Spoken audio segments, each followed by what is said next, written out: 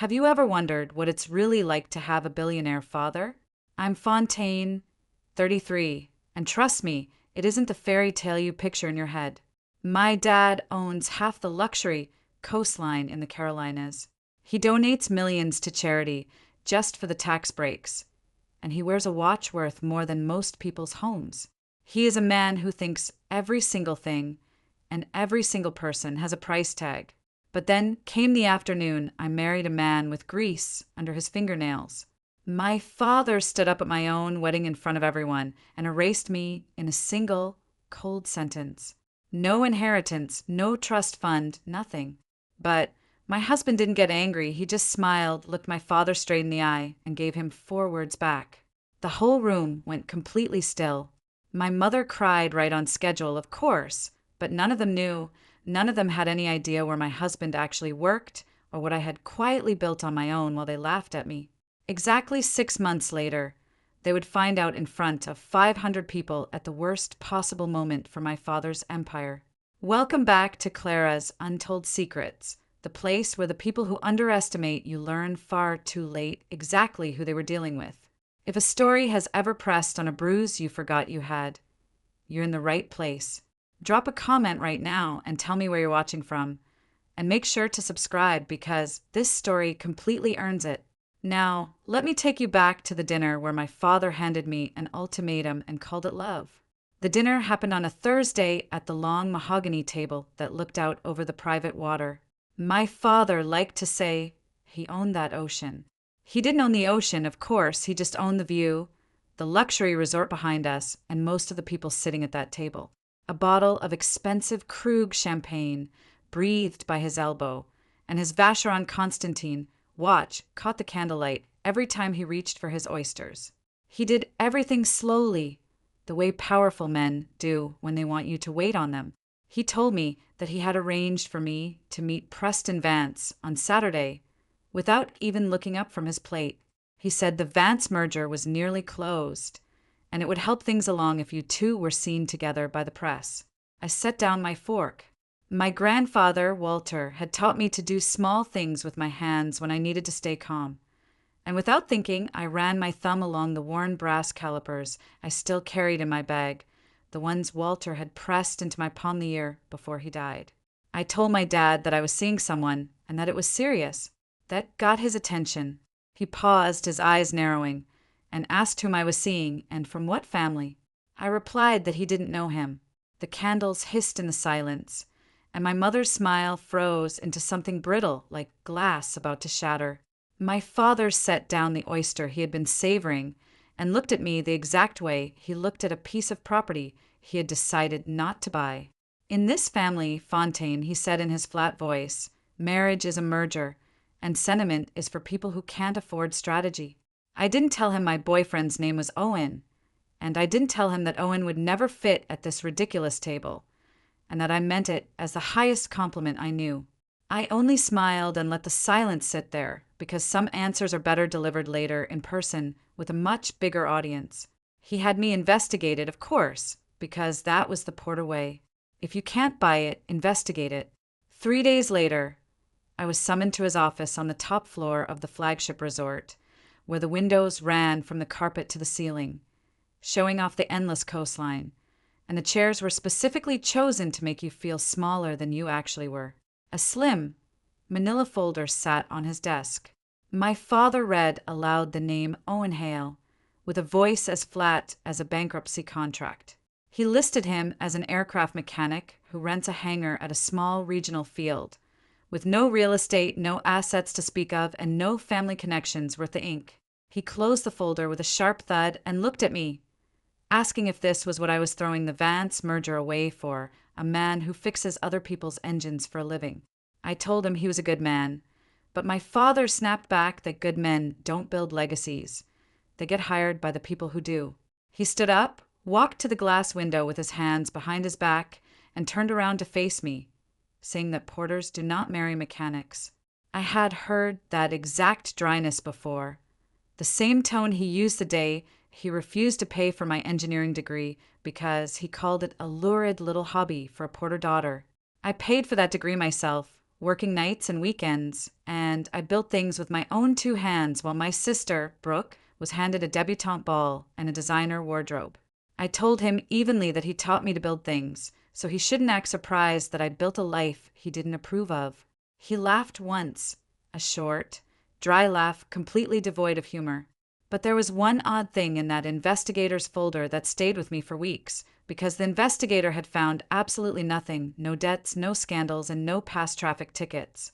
For a man as ordinary as my father claimed Owen was, his record was strangely and deliberately clean, and at that time I didn't yet understand why.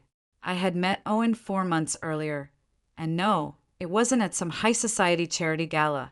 I met him at work, which is the only place I have ever felt entirely like myself.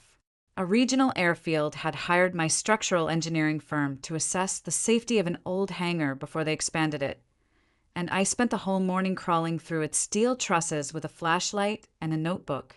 The whole building hummed, and there is a specific sound a turbine makes when a jet spools up 2 bays over, a low, climbing whine that you feel deep in your sternum before you even hear it. I loved it the way other people love classical music. A man in grease-stained coveralls was wiping his hands near the hangar doors, watching me measure a corroded gusset plate. The name stitched on his chest read Tidewater, a small, regional aviation outfit I vaguely recognized. He walked over and told me that the plate had been lying to inspectors for a decade and asked what I saw. So I told him, and instead of nodding politely the way men usually do when a female engineer speaks, he argued with me. He was right twice and he was wrong once. And the best part was that he admitted the once. We talked for 2 hours straight, and he asked me what I would build if nobody was paying me and nobody was watching, which was a question no one in my billionaire family had ever thought to ask. When we got coffee, he paid in cash from a worn fold of dollar bills and steered us away from the nice, expensive place down the road to take me to a diner with cracked vinyl booths. But even then, I noticed things. I noticed that the commercial pilots, walking into the diner, nodded to him a beat too respectfully for him to just be a line mechanic. I noticed it, I filed it away in my mind, and then I let it go because he was looking at me like the work mattered, and the work was the only real thing I had. When he walked me to my car, he told me he didn't care whose daughter I was, and looking into his eyes, I believed him. He proposed to me inside that exact same hangar, and it was perfect. There was no string quartet, no fancy rooftop, and no diamond ring chosen by a personal shopper. Owen had machined a titanium band himself on the lathe in the back of the shop, simple and slightly imperfect at the seam, and he was nervous in a way I had never seen him before. He told me he couldn't give me the life my family planned for me, but he promised he would never make me feel small. I said yes before he could even finish the sentence. But telling my family was a different machine entirely. I gave them 2 months' notice, the exact way you would warn neighbors before setting off a controlled demolition. My sister, Brooke, heard within the hour and immediately posted a story to her 200,000 followers, showing a photo of a rusty wrench captioned with the words bold choice, "Hope love keeps the lights on," followed by a laughing emoji. Preston Vance, the wealthy heir my father had picked for me, went around town telling people he had dodged a bullet. My mother called me, and she just breathed heavily into the phone for a full minute before hanging up without speaking. And my father, when he finally called, did not raise his voice, which was always worse. He told me calmly that if I wanted a wedding, he would give me a wedding I won't forget. I should have heard the threat folded inside that gift, but I didn't because I was happy, and happiness makes you generous about cruel people who haven't earned it. I told Owen what my father had said, expecting him to worry, but Owen just nodded slowly like a pilot checking the weather before a flight he intended to make anyway. He told me to let him plan whatever he wants because we would still be married at the end of it. That calm and that absolute lack of fear should have told me something about who I had actually agreed to marry, but it didn't, not yet. My mother arrived at my apartment 2 days later with a heavy folder of bridal magazines and a face arranged perfectly for grief. Diane Porter does sorrow the way other women do makeup contouring, with patience and excellent lighting. She didn't ask if I was happy, she only asked what people would say, crying out if I understood what this does to them. She said my father had spent 30 years building this family name, and I was tearing the whole thing down for a man who smells like motor oil. I told her motor oil was a smell I had grown to love, and she set down the magazines like they had personally insulted her, warning me not to make her choose. And there it was, the line she had used my entire life, the one that always meant she had already chosen my father and wanted me to apologize for noticing. I gripped the brass calipers inside my bag until the sharp, knurled edge bit painfully into my palm, remembering how my grandfather Walter used to say that a measurement doesn't care how you feel about it, and neither should you. I told her that she already chose a long time ago. She flinched, and for a fraction of a second, something real moved behind her practice performance. She started to say that before my grandfather passed, he asked her to make sure that but then she stopped hard, the way you slam a drawer shut that you didn't mean to open, and muttered, "Never mind." I asked what he wanted to make sure of, but she just said it doesn't matter now, gathered her magazines, adjusted her grief, and left. I sat there for a long time afterward, turning that unfinished sentence over in my mind like a mechanical part that didn't fit any machine I knew. Walter had asked her to make sure of something about me, and she had decided I wasn't allowed to hear the rest of it. The punishment started the next day. First, my credit card declined at a fabric shop of all places while I was paying for wedding swatches. Then my second card declined.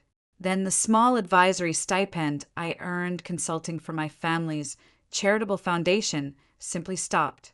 There was no email, no phone call, just a bank account number that turned to zero overnight. By the end of the week, my father had pulled every single financial thread that ran back to him, doing it the way a bank repossesses a car at midnight, so the neighbors don't see. Then the society friends went quietly, and that hurt worse than if they had slammed doors in my face. A text from a girl I had known since prep school read that she was so sorry, but her daddy does business with my father, and another text said it was nothing personal.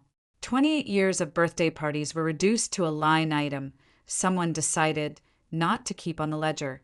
But here is what my father completely misjudged, and it's the exact same thing arrogant men always misjudge. He thought cutting my access to his money was the same as cutting off my legs. I didn't cry in that fabric shop. I went home, opened a spreadsheet, and did what I had been trained to do as an engineer, which is to calculate the load before you panic. Rent, groceries, my own modest savings, and the independent consulting contracts I could chase that had absolutely nothing to do with the Porter name were all listed. The math was tight, but the math held. Owen found me at the kitchen table that night and offered gently to cover everything. But I told him no, because I needed to stand on my own feet first, and then he could stand next to me. He didn't argue, he just put a warm hand on my shoulder and let me work.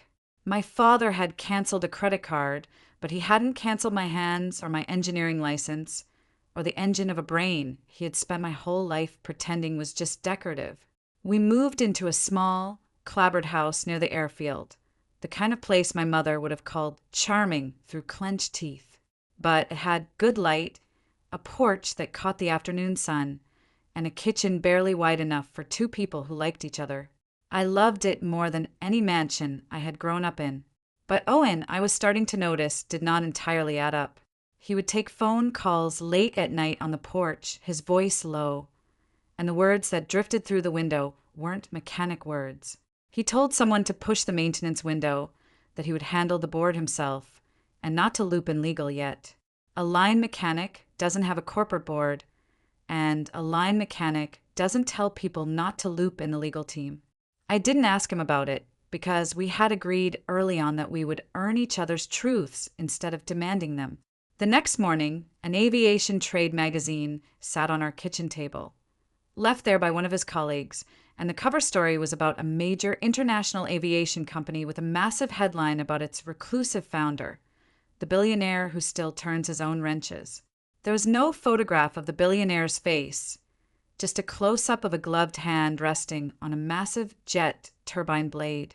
I glanced at it, thought it was a nice story about somebody else, and poured my coffee.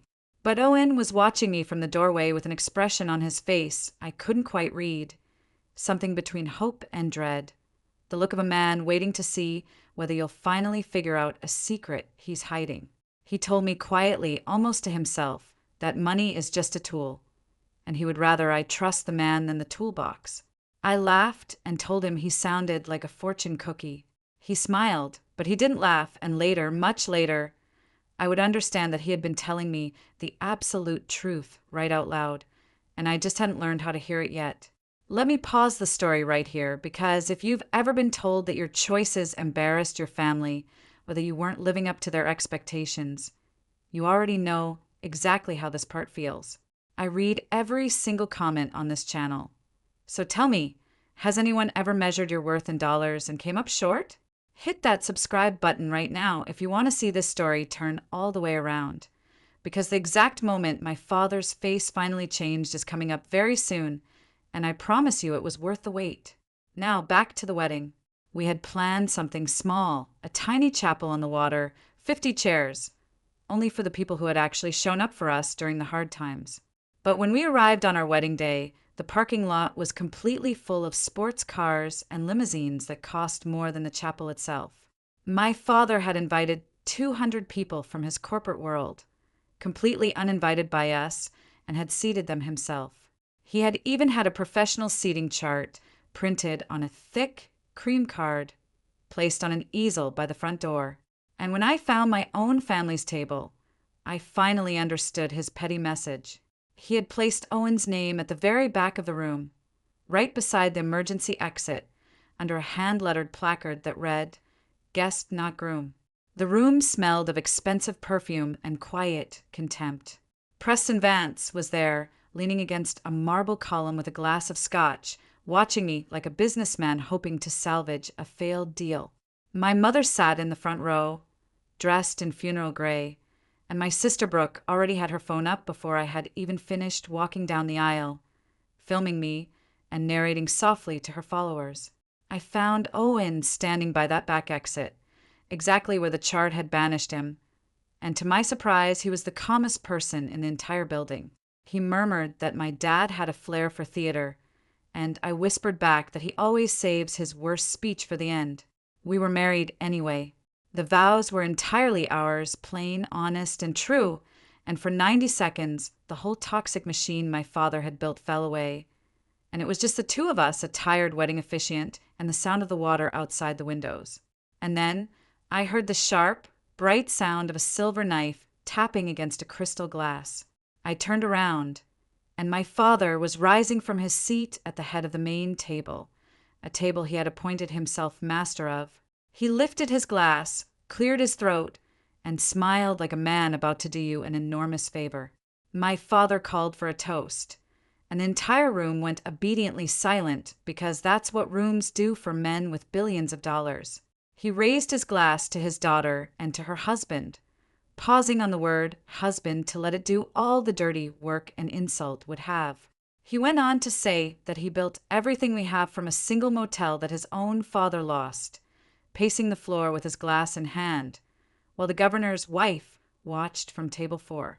He said every dollar was earned and every door was earned, and he had one hope that his daughter would carry this legacy forward with someone worthy of the Porter name. He stopped right beside Owen, looking down at him, at his clean but cheap suit, and at his working-class hands, calling him a grease stain on the family name. A few people in the room laughed. Phones came up, and I felt my sister Brooke's camera swing toward my face, hungry for tears. My father then turned back to his wealthy audience like a man delivering great news, stating that as of today, Fontaine is no longer a Porter in any way that matters. He announced there would be no inheritance, no trust fund, and not one single share of anything he had built, leaving me as a mechanic's wife to enjoy the simple life I had chosen. He let the words land, and the entire room held its breath, waiting to see if I would break, since that was the only entertainment that interested these people. My mother dabbed at her eye and said nothing, defending nothing, performing the wound while feeding the knife. But I did not break. I stood very straight, the way Walter taught me to stand when a structural load is heavier than it looks. I let my father finish his performance, because I had learned a long time ago that the loudest man in the room is usually the one with the least left to say. And then Owen stood up. He did it slowly, the way he did everything, like a man who had never once been hurried by another person's panic. He buttoned his unremarkable jacket, faced my father across that ridiculous room, and he smiled. That smile was the thing that made the back of my neck go cold, because it wasn't angry, it was patient. He thanked my father for the toast and for the inheritance speech, and his voice carried across the room without any effort at all. My father waited for him to beg, but Owen simply said that we don't need it. For words, plain as a torque spec. The room rustled with whispers, and my father laughed out loud, too loud, saying that we don't need it when Owen rents a hangar. Owen agreed, calling it the best money he spends, and when my father asked what exactly he imagined he brought to my life, Owen considered the question seriously, as if it actually deserved an answer, and said respect and the truth when she's ready for it. At a table near the windows, an older man dressed in a quiet, beautifully cut bespoke suit rose from his chair and inclined his head toward Owen. Just slightly, the exact way a soldier salutes a captain. I would later learn that this older man ran Owen's massive aviation company day to day, but my father didn't know him from any other guest, and for one flickering instant, my father's absolute certainty wobbled. It was the smallest hairline crack in all that polished stone, the look of a man who has miscounted his numbers and can't yet see where he made the mistake. My father reached for his favorite line like a handrail, saying again that porters don't marry mechanics, but Owen only smiled, agreeable and almost kind, telling him that he'll understand his work soon enough, as everyone does eventually. Then he sat back down beside me, took my hand under the table and squeezed it once, and for the first time all day, I felt that this room was about to belong to us. My father had taken his shot, so now it was my turn. I didn't reach for a glass or a knife to tap it. I just stood up and faced the crowd of 200 strangers he had packed against me. I told them that my father believes a person is worth what they inherit, and that I used to believe it too, spending 28 years trying to be valuable to him. I let that sit in the silence, adding that I went to the right schools, learned the right smile, and the most he ever called my engineering work was a hobby. Someone in the middle row shifted uncomfortably, so I explained that I paid for my own degree on nights he didn't know about, and I learned to build things that hold weight. Real weight, the kind of weight that doesn't care about your last name. I looked directly at my mother, who could not look back at me, and said that today I didn't lose a family, I just stopped auditioning for one. There was a heavy silence, and then, from somewhere near the middle of the room, a single pair of hands began to clap, then another, and then a surprising number of people joined in. Not everyone, but far more than my father ever expected, including several of his own corporate guests who had perhaps spent their own lives auditioning for someone. I told them gently that the door is right there, and if they came to watch a tragedy, I was sorry to disappoint them because this was a wedding, so they could stay and celebrate or go. My father's jaw worked. He'd built an entire room to watch me crumble, and the room had quietly and mutinously declined to watch. About 30 people gathered their coats and left, but more than 200 stayed, which was the one outcome he had not planned for. Because men who only understand financial leverage never understand that some people respond to dignity, and that dignity, it turns out, is contagious in a way contempt never is. My father left then, my mother trailing behind him, and my sister Brooke paused only to film the floral centerpiece, as if it had personally wronged her. The instant the door closed behind them, the room exhaled, and the toxic pressure simply lifted. Strangers began warmly to act like actual wedding guests. Someone turned up the music, and the caterer, a local woman my father hadn't hired, brought out a simple sheet cake from a bakery in town. It was white with a slightly crooked seam of buttercream, and it was the best cake I have ever eaten in my life, partly because nobody at that table was performing anything anymore. Owen and I danced badly in the cleared space between the chairs, and when he asked if I had any regrets, I told him not 1 second of it. He asked about the seating chart, and I laughed, saying especially the seating chart. He laughed for real this time, and then his face went quiet, whispering that when the time is right, he is going to tell me everything about the work, about all of it. I pulled back to look into his eyes and asked why not now, but he said it was because I'd hear it differently now, and because he wanted to be standing somewhere that proves it, not just saying words. I let it go because I trusted him, and because the music was good, and for one evening, nobody was measuring me against anyone else. I had no idea, absolutely no clue, that the place Owen wanted to be standing when the truth finally came out would be a massive stage in front of 500 people, and that the worst seat in that entire house would belong to the man who'd spent my wedding day assigning everyone else's. 2 weeks after the wedding, a lawyer I'd never met called my phone and asked me to come to her office. Her name was Ruth Maddox, and she had represented my grandfather, Walter, for 30 years before he died. Her office smelled of old paper and lemon polish. She slid a thin file across the desk toward me, explaining that my grandfather left strict instructions that certain things passed to me only once I married someone of my own choosing without my father's approval, a clause I had triggered 2 weeks ago. Inside the file was a single object wrapped in velvet cloth, and I knew the weight before I even unwrapped it. It was his brass calipers, the good set, the ones I'd watched him use 1,000 times, the twin of the worn pair I already carried in my bag. Along with it was a letter written in his careful draftsman's handwriting. Ruth told me quietly that he wrote this 14 months before he passed and asked my mother to give it to you, but she returned it to her last spring unopened and asked her to keep it sealed in her drawer. I read the letter twice. Walter had wanted me to have his old machine shop, the cinder block building behind his original motel, where he'd first taught me to measure.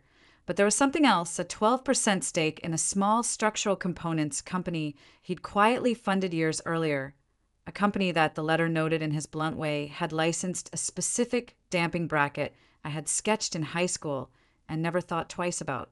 It was my patent, the one I had filed as a broke undergraduate student and completely forgotten. I asked if this had been earning money, and Ruth's mouth twitched into a small smile as she told me it had been for about 6 years now. So here is the concrete thing I want you to hold on to. My grandfather had left me a workshop, a share of a company, and a piece of my own teenage cleverness, and my own mother had hidden all of it from me, sealed in a lawyer's drawer for nearly a year, just to please my father. I didn't tell Owen the financial numbers right away, because I wanted to sit with them first. The Porter name had slammed every grand door in the state in my face, but it turned out the doors I actually wanted were the ones his money had never reached. A local marina needed a failing dock assessed, a community college wanted its old gymnasium rated for a new roof load, and a small developer in the next county hired me on a Tuesday and referred 2 of his wealthy friends to me by Friday. Real work, done well, travels by word of mouth in a way no billionaire surname can ever buy. I drove out to Walter's old shop, unlocked it for the first time in years, and stood in the cool dim room where the smell of cutting oil was still trapped in the walls, and his tools were exactly where he'd left them. Then I called the components company my grandfather had funded, introduced myself as the engineer behind the damping bracket, and listened, completely stunned, while a polite executive explained how many bridges and parking structures now used my forgotten high school sketch, and what 12% of 6 profitable years actually amounted to. I told Owen that night at the kitchen table that the thing they called a waste of time had been earning money behind their backs for years. He grinned that slow, beautiful grin of his and said it sounded like I didn't need rescuing after all. And I told him I never did, realizing as I said it out loud that it had always been true. The story was in the business press all month, and even my father couldn't keep it off the front pages. Porter Resorts was about to open its crown jewel, a billion-dollar flagship resort up the coast, an entire marketing concept hinged on a single promise stamped across the glossy brochures of a private jet directly to your suite with no terminal and no waiting, the kind of seamless luxury only the very rich pay to ignore. But that promise lived or died on one exclusive partner, the aviation company that would own the private airfield, the fleet of jets, and the entire operation behind it. The name printed in every single article was Meridian Aviation Group. I read it the way you read a word you've seen somewhere harmless before, and underneath was the detail every reporter circled, noting that my father had been chasing Meridian's signature on a contract for nearly 2 years, courting a chairman so incredibly private that not one single person in my father's empire had ever seen his face or met him face to face. The contract was reportedly days from closing, and without it, the billion-dollar flagship resort couldn't deliver the one thing it had already sold to a waiting list of international billionaires. That evening, Owen came in from the porch, and somewhere far across the field, a jet spooled up with that low, climbing whine I'd loved since the day we met. And for half a second, the sound and the name Meridian brushed against each other in my mind before I let them drift apart again, because the idea was simply too large to hold in our small kitchen. I asked if it was a long day as I watched him hang his keys, and he said casually that it was a couple of contracts, with one big one finally coming to a head. I told him I'd been reading about my father's resort and the mysterious aviation partner he couldn't seem to land, but Owen poured himself a glass of water, said mildly, "Is that right?" and then smoothly changed the subject, and I let him because I still hadn't learned how to add the pieces together. Quick pause here, because this is where it gets so good. My arrogant father spent 2 long years chasing a corporate partner he was never allowed to meet, while that exact same partner was eating breakfast across my kitchen table and washing his hands of jet fuel in my kitchen sink. If you've ever wanted to watch an arrogant billionaire walk straight into a concrete wall he built with his own hands, you will want to stay right here for part 2. Subscribe and hit the bell so the ending finds you. Now, back to the grand opening preparation. Owen sat me down on the porch the following Sunday with 2 cups of coffee and a long, heavy silence before he finally spoke, saying he needed to tell me something badly because he had never had to do this before. I waited, my heart beating fast, as he explained that the hangar is real and he fixes engines because it keeps him honest since it's the only place his brain shuts up, but it isn't all he does. I told him I gathered that, and he almost smiled back, saying he's not poor, but the exact opposite of poor in a way that's hard to explain to someone over morning coffee. He turned his cup in his hands and explained that he built a company from one single airframe and a lease he couldn't afford, and it grew a lot, until at some point he stopped letting anyone photograph his face because the second people learn what you're worth, they stop telling you the truth and start selling you a fake version of themselves. He looked deep into my eyes and said he needed to know that somebody could love him before they ran the financial numbers, and that I loved a simple mechanic, asking if I had any idea what that is worth to a man like him. I sat there frozen, thinking about the late-night phone calls, the pilot's extreme deference, and the magazine cover with the gloved hand. All the pieces I had refused to assemble because the final picture was just too big for our small kitchen. I asked if he was about to tell me his company's name, but he said not yet because he wanted me to see it, not just hear it. He mentioned a massive grand opening event in 6 weeks where he wanted me on his arm, saying I'd understand everything the moment we walked in. He reached into his jacket pocket and set a heavy envelope on the table between us, made of heavy cream stock paper embossed beautifully in pure gold. And the official invitation inside was for my father's flagship resort grand opening, but the host listed at the bottom was not Porter Resorts at all. It was Meridian Aviation Group. He took my hand and said softly that he never lied about who he is. He just didn't hand me a price tag. I didn't sleep a single wink that night.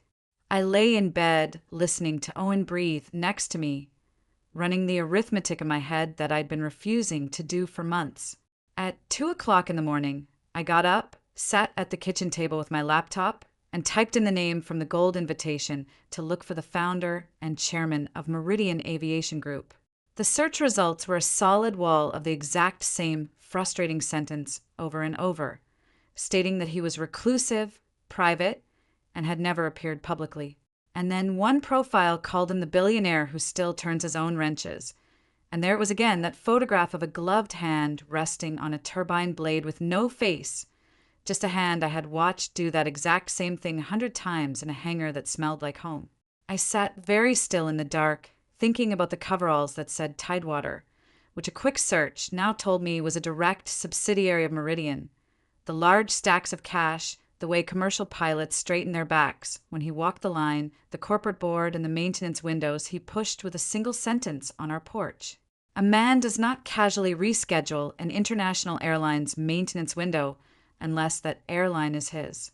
I thought about my billionaire father sitting in his glass office, 2 years deep into chasing a single signature, never once permitted to see the face of the man who held his entire empire's future in his hands, and quietly, alone in the dark, I started to laugh, not cruelly, but the way you laugh when an enormous structure you couldn't see finally resolves into a shape that was completely obvious all along. My husband was the chairman of Meridian, and my father had spent 2 years on his knees begging the very person he had publicly called a grease stain at my wedding.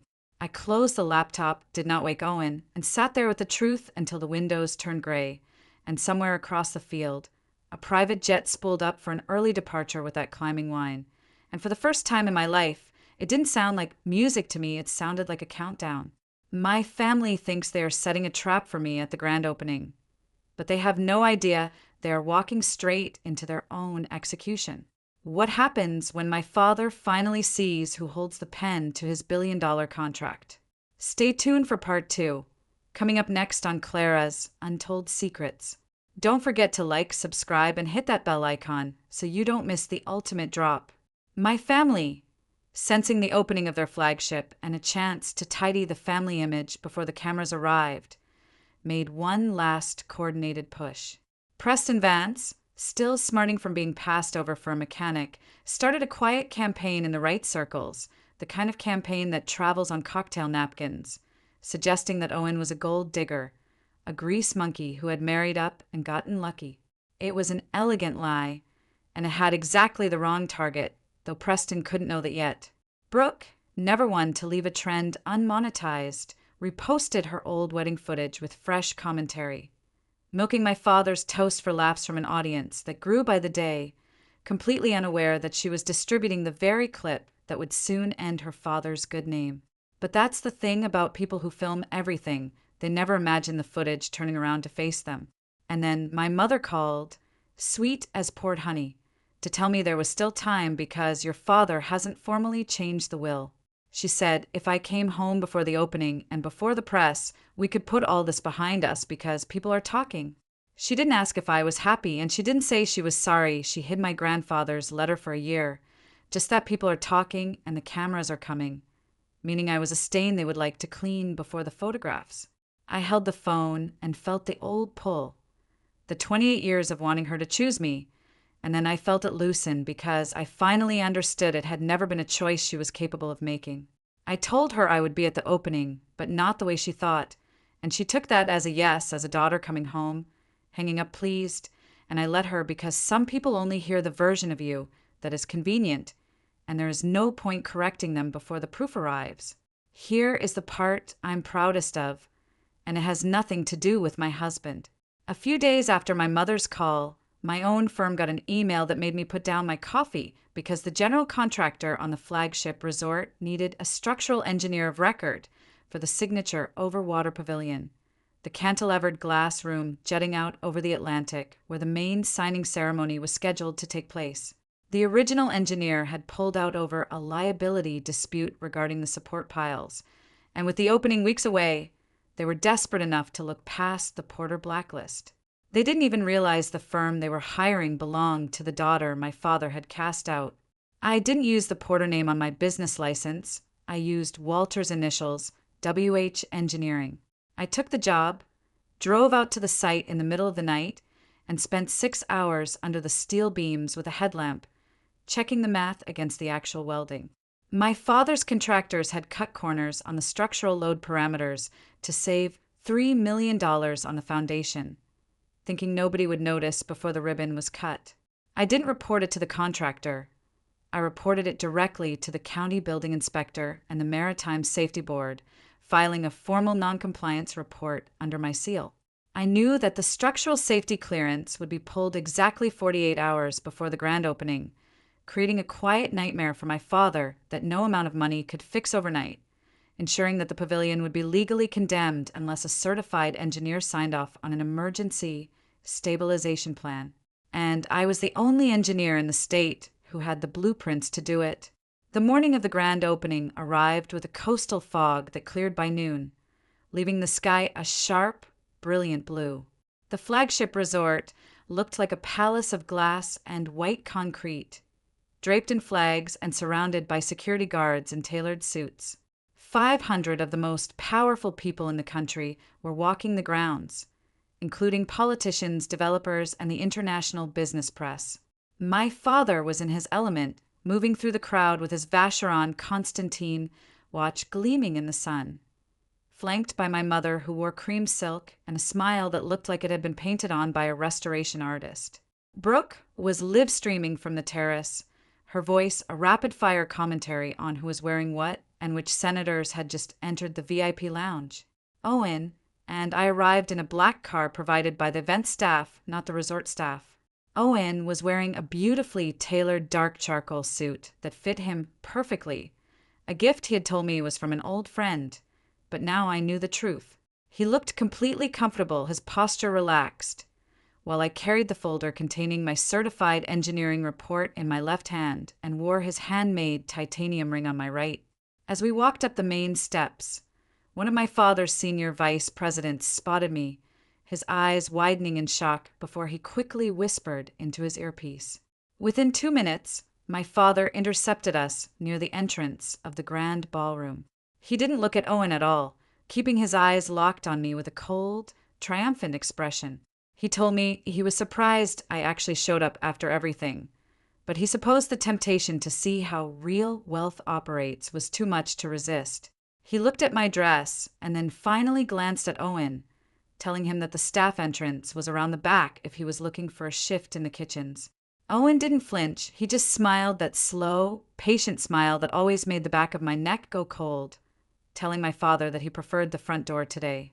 My mother stepped forward then, her face tight with panic as she whispered to me to please go before my father called security, saying I was ruining the most important day of their lives. My sister Brooke rolled her eyes, pointing her phone at us while telling her followers that the family drama had arrived right on schedule.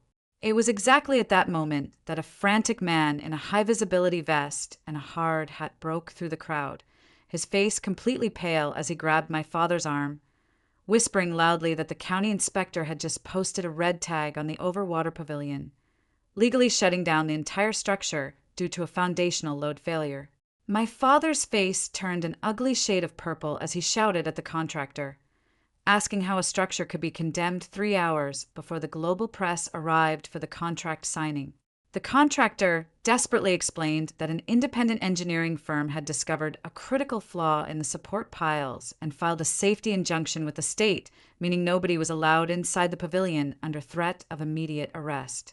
My father turned his furious glare toward me, demanding to know if this was my doing, accusing me of sabotaging his empire out of spite. I simply opened my folder, pulled out the certified non-compliance report, and showed him the signature at the bottom, telling him that his contractors had cut corners on the structural safety variables and that I was the engineer who caught it.